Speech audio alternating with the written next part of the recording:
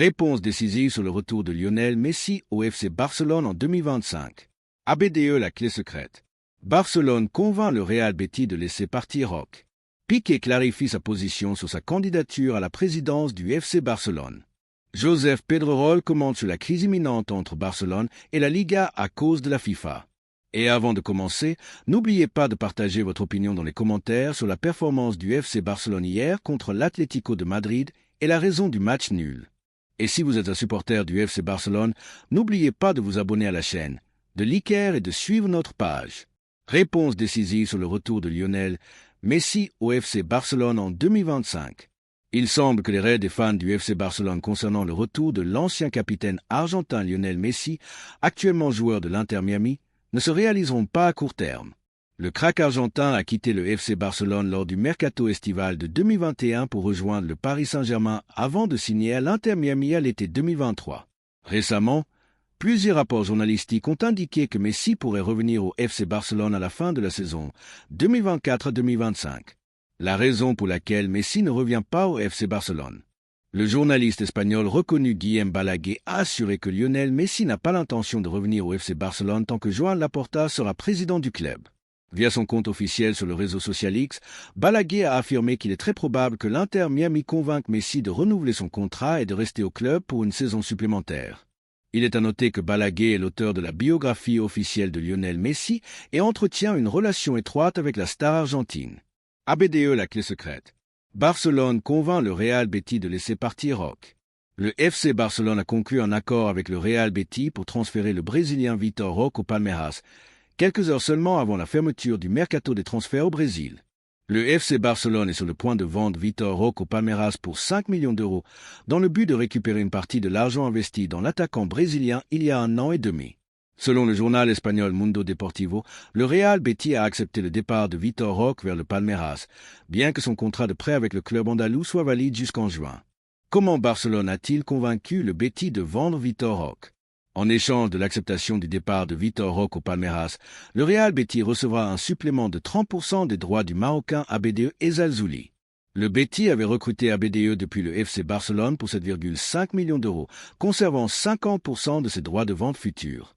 Avec le nouvel accord, le Real Betis conservera 80% des droits d'ABDE Ezzalzouli, tandis que le FC Barcelone ne conservera que 20%. Piqué clarifie sa position sur sa candidature à la présidence du FC Barcelone. L'ancien défenseur du FC Barcelone, Gerard Piqué, a parlé de la possibilité de se présenter à la présidence du club à l'avenir. Piqué a joué pendant de nombreuses années au Barça et a remporté de nombreux titres avant de prendre sa retraite en 2022. Actuellement, Joan Laporta est le président du FC Barcelone.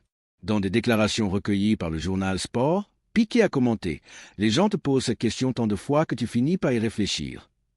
Il a ajouté « Être président du FC Barcelone nécessite des sacrifices bien plus grands que les avantages que cela apporte, c'est clair. » Piqué a poursuivi « Si tu regardes en arrière et que tu vois tous les présidents du Barça qui sont passés par le club, tu te rends compte que les sacrifices qu'ils ont faits étaient plus grands que les récompenses qu'ils ont obtenues. » L'ancien joueur a clairement exprimé sa position en affirmant « Je n'ai pas besoin des avantages qui viennent avec le poste de président du Barça. » Cependant, il a également exprimé son engagement envers le club. « Si un jour je vois que le Barça a besoin de personnes comme moi, qui ont fait partie du club depuis leur plus jeune âge, qui ressentent les couleurs et qui connaissent l'institution de l'intérieur, alors ma responsabilité sera d'être là, car le FC Barcelone m'a tout donné. » Piqué a conclu en disant « Je suis confronté à ce dilemme. D'un côté, je pense froidement que cela ne vaut peut-être pas la peine. De l'autre côté, il se peut qu'un jour, plus tôt que tard, ce soit le cas, ou peut-être pas. Cela dépendra de nombreuses circonstances.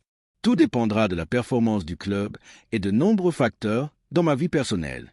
Je devrai l'évaluer. Je suis redevable au Barça et je serai toujours à sa disposition, quel que soit le poste, pas nécessairement en tant que président. Josep Pedrerol commente sur la crise imminente entre Barcelone et la Liga à cause de la FIFA. Dans un épisode relativement calme de son célèbre programme El Chiringuito, le journaliste espagnol Josep Pedrerol a abordé la controverse entourant la tentative du FC Barcelone d'annuler le prêt de son joueur brésilien Vitor Roque au Real Betis pour le vendre au Palmeiras avant la fermeture du mercato des transferts au Brésil. Pedrerol connu pour son analyse directe des événements, a tenté cette fois-ci d'offrir une vision équilibrée de la situation, expliquant que le problème n'est pas seulement un conflit entre le club catalan et la Liga, mais qu'il reflète des défis plus importants auxquels est confronté le marché des transferts espagnols. Le FC Barcelone cherche une solution économique et sportive en même temps. Pedrerol a commencé son intervention en évoquant la situation économique du FC Barcelone, assurant que le club cherche toujours des solutions pour améliorer son état financier tout en essayant de prendre des décisions qui bénéficient à son équipe. On ne peut pas nier que le FC Barcelone travaille dur pour gérer ses affaires financières et sportives de manière équilibrée, a-t-il déclaré. Le cas de Vitor Roque n'est pas seulement une opération de transfert commune, mais il reflète une tentative du club de maximiser le bénéfice de l'un de ses actifs dans les circonstances actuelles.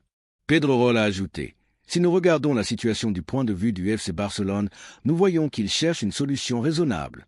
Vitor Roque n'a pas eu beaucoup de temps de jeu au Real Betis et il y a une opportunité de le vendre pour un montant compris entre 25 et 30 millions d'euros. C'est une somme importante pour un club qui tente de respecter les règles du fair-play financier et d'atteindre la stabilité économique. » La Liga adopte une position consultative. Pedrerol a ensuite parlé de la position de la Liga, soulignant que la situation n'a pas dégénéré en un affrontement direct, mais qu'il y a une différence d'interprétation des réglementations. La Liga n'a pas interdit l'opération, mais a clarifié qu'un tel mouvement pourrait ne pas être compatible avec les régulations de la Fédération royale espagnole de football. Cela ne signifie pas qu'il y a une crise, mais qu'il existe une différence d'opinion sur la manière d'appliquer les règles, a-t-il déclaré. La solution pourrait venir de l'extérieur.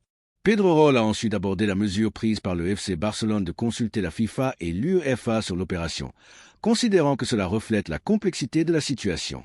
Le FC Barcelone s'est tourné vers la FIFA et l'UEFA pour obtenir une clarification juridique, et c'est compréhensible. Parfois, il est nécessaire d'obtenir l'avis d'instances supérieures pour résoudre ce type de questions, surtout lorsqu'il y a des différences d'interprétation des réglementations locales, a-t-il ajouté. Les prochains défis. En conclusion, Pedrerol a souligné que les prochains jours seront cruciaux pour voir comment l'affaire évolue, mais a assuré que le sujet n'aura pas un impact significatif sur la saison actuelle du FC Barcelone. À la fin, nous parlons d'un joueur prometteur, mais l'opération n'affectera pas directement le parcours de l'équipe dans les compétitions cette saison. Le plus important pour le FC Barcelone est de trouver des solutions juridiques qui évitent des disputes inutiles avec la Liga tout en obtenant le plus grand bénéfice économique possible, a-t-il conclu.